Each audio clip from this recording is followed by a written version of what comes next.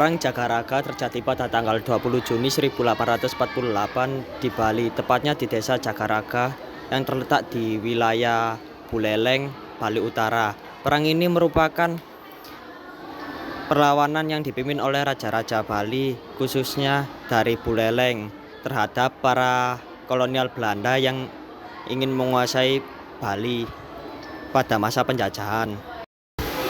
Pasukan Bali meskipun jumlahnya tidak sebanding dengan pasukan Belanda melakukan perlawanan sengit, tetapi akhirnya terjadi kekalahan setelah pertempuran panjang.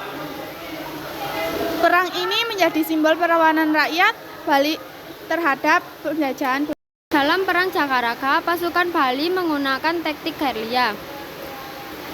Mereka menyerang dengan begitu cepat dan menghindar. Mereka memanfaatkan medan, pegunungan, dan hutan berlindung dan menyerang Belanda di titik lemah. Pasukan Bali juga memperkuat pertahanan dengan menggunakan benteng alami. Meskipun demikian, mereka akhirnya kalah dengan keunggulan pasukan dan teknologi Belanda.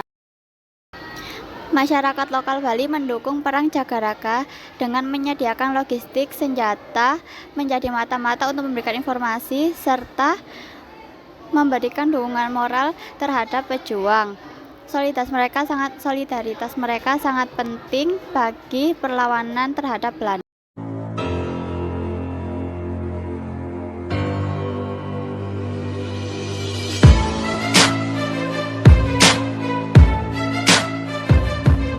Perang Jagaraga di Bali, tahun 1846 sampai tahun 1849.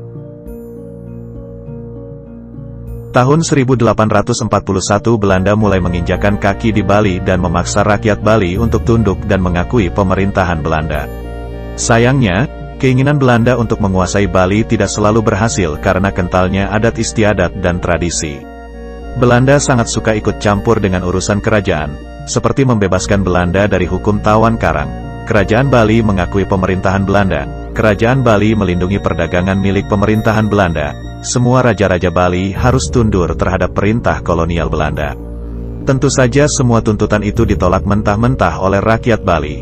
Maka pada tahun 1846 terjadilah perang untuk memaksa Raja Buleleng menandatangani isi perdamaian, yaitu pasukan Belanda ditempatkan di wilayah Buleleng. Benteng kerajaan Buleleng akan dibongkar oleh pasukan Belanda, dan biaya perang ditanggung oleh Raja Buleleng. Namun, ajakan perdamaian tersebut tidak diindahkan oleh rakyat Bali. Akhirnya Belanda mulai melakukan serangan besar-besaran. Ada 3 pertempuran di Bali. Ekspedisi pertama tahun 1846 Belanda mengirim 1.700 pasukan untuk menaklukkan rakyat Bali, namun berhasil diusir oleh rakyat Bali. Pada ekspedisi kedua tahun 1848, Belanda mengirim pasukan yang lebih besar dan rakyat Bali berhasil memukul mundur Belanda dengan dipimpin oleh I Gusti Jelantik.